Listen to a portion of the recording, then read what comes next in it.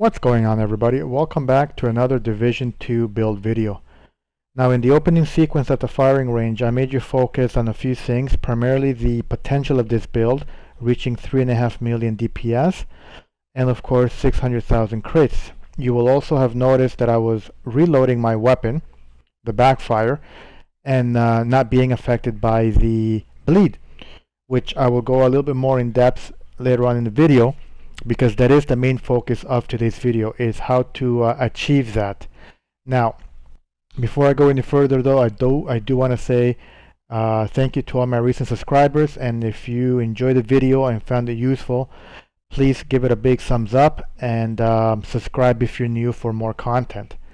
Now, while there are a lot of videos out there floating around on how to be able to have that immunity every time you reload with the Backfire, there is one drawback though to those versions, which is you have to invest hazard protection in all 6 pieces, which ideally what that does is it takes away red core attributes, primarily crit damage, from your overall build, which means it's not going to hit nearly as hard in the end. This version that I will be showing to you guys though is a way to not only mitigate the bleed every time you reload, but you don't have to invest hazard protection on all your 6 pieces. You can still retain your red core attributes and have a super raw damaging build. So let's get into it, shall we? So there you have it, guys, the Backfire. Now the total weapon damage will obviously depend on the build that you have. In this case, mine is at 107,000. It does come with a fixed RPM of 850, and the mag size, depending on the third attribute there, because again that's fixed, you can't change that. I believe it can go up to 56 rounds. The talent though, actually let's look at the mods that it comes with. It comes with a 5% crit chance on the sight. On the underbarrel, it comes with 10% stability. On the muzzle, it gives you an additional 5% critical hit damage, and on the mag size, it gives you an additional 20 rounds, so making this exotic a little bit more desirable than the Lady Death, because we all know possibly the only drawback to the Lady Death was its low mag. So in this case we don't have to worry about that. Nonetheless, it's the talent of this SMG that makes it super strong and fun, and that is the talent Payment in Kind, and dealing damage to enemies as a stack of plus 1% critical hit damage up to 200 stacks lasting 10 seconds. So in other words, you can gain an additional 200% critical hit damage on top of whatever you've already invested on your build. Yes, that is true. I mean, you can get up to 300 plus. Now here is the negative effect to this weapon, and the reason why a lot of you out there are probably on the fence, or some of you have even said, hell no, I'm not using this weapon. And that is the second part of the talent that says, on reload, apply a 10-second bleed to yourself, which deals 0.5% armor damage per stack. Now, there's actually a few ways to combat this, and there's already a few videos out there floating around where you can actually just invest all into hazard protection and bleed resistance on all your 6 pieces to reach the cap of 90 plus or even 100%, and then you are ideally 100% immune. Now that is good, and there's nothing wrong with that. The only thing is that by doing that, you're sacrificing a lot of critical hit damage red core attributes.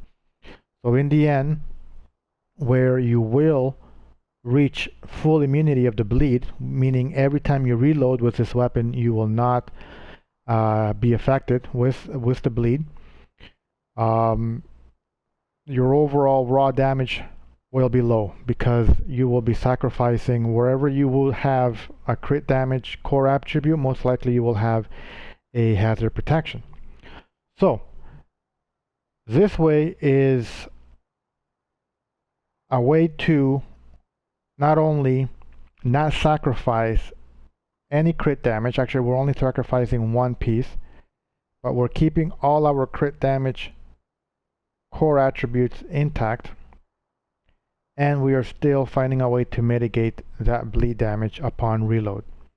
And it's very, very simple method, and I will show you exactly how right now. So there are three things that to achieve this that you must do. Number one is you have to use the sharpshooter specialization because it gives you resistance to status effects. Second, you will have to use the everyday carrier high-end named chest piece, which comes with perfectly efficient. And lastly, you will want to reach a minimum of 50% hazard protection or bleed resistance. You don't have to reach or invest 100%. You can stop at just under 50. 48, 49 will be more than enough. If we take a look at my stats, let's go. You will see that I have 25.4% hazard protection and 44 bleed resistance. That in itself is enough to stop or to mitigate the bleed. Now, the way this works is quite simple. You will have to, let's say you're shooting with your weapon and then you reload, you will get that bleed effect. What you do at that moment is you heal yourself with a med kit, and then you are immune for 40 seconds. And essentially in those 40 seconds you can shoot, reload as much as you want, like you saw in the opening gameplay, and you will not be affected by the bleed upon reload. And then basically, guys, you just rinse and repeat this action. After about 40-45 seconds, you'll go back to being affected. So once again, you just use another med kit and you are again immune for another 40 seconds. And why you're using perfectly efficient is because you get a 75% chance not to consume the armor kit. So because you will be healing yourself more often than you would normally, this is why perfectly efficient is perfect in slot here, or I should say the best in slot, because half the time you will be actually not even consuming the medkit. So you'll be able to go through a whole mission, and essentially you will be able to mitigate that bleed onto yourself every time you reload. And all you got to do is just heal yourself, and then you are immune, like I said, for 40 seconds. And then you can essentially have a full out raw crit damage build without sacrificing having to put hazard protection on all your pieces. You can still keep your crit damage core attributes. If we look at my stats, you will see that I have 60% critical hit chance and 128% critical hit damage, which when you factor in the 200%, you are at just over 350% critical hit damage, making this build ridiculous. Tanking, face tanking heavies is it's a pleasure, it's a joy. If we look at my other stats really quickly, we have 80% all weapon damage bonus, 22.5% submachine damage bonus. There's our armor and our health. If you want to take a quick look at how I have this build, this build I have it set up pretty much for PvP, but again it can be used for PvE as well. I'm using the Coyote's Mask because it also gives you an additional 25% critical hit damage whenever you are within 0 to 15 meters, which is going to be constantly because you are running a crit build with an SMG. So that's an additional 25% on top of the 200% that you get from the Backfire. You have the perfectly efficient chest.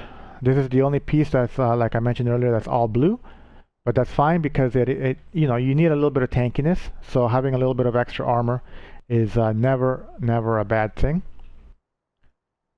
Then we have our holster. I went with 3 pieces of Sokolov for the SMG damage, crit chance to assure that I would cap out at 60%. We have 1 piece of Cheska for an additional 10% critical hit chance. As you can see, all red, no hazard protection there. My gloves, again, all red. And my backpack, I do have hazard protection there as well. All in all, this is possibly the hardest hitting build out there, and I want you guys to try it out because it is a blast to use, guys, in PvE and in PvP as well. So I hope you enjoyed the video. Make sure you give it a big thumbs up.